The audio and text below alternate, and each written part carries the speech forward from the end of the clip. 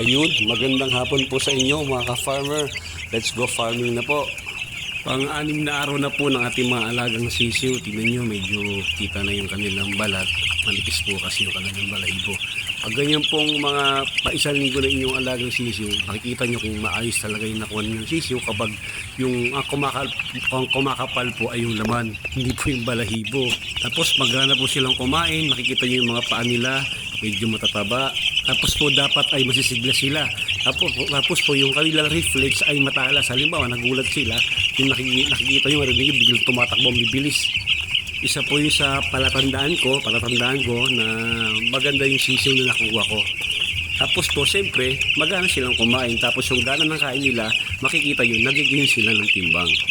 Pero lahat po ng nabanggit ko ay mababaliwala kapag hindi nyo sila na-brooding ng maayos. Kasi po, kapag nilamig sila, doon ang tataas yung mortality, wala silang ganong kumain. Lalo pa dito sa amin sa Lucena, ulan po ng ulan. Kaya ginawa ko po, kinulong ko yung buong brooder house nila para ma-maintain ko yung init na kinakailangan nila para magana silang kumain at di silang magkasakit. Yan, salamat po sa panonood sa aking video. Sana po may napulot kayong kaalaman. Salamat po sa mga bagong subscriber at sa mga hindi pa nakapag-subscribe. Pwede po kayo mag-subscribe para ma-update po kayo sa mga bago kong in-upload na video. Maraming salamat po, mabuhay po kayo at happy farming po sa inyong lahat.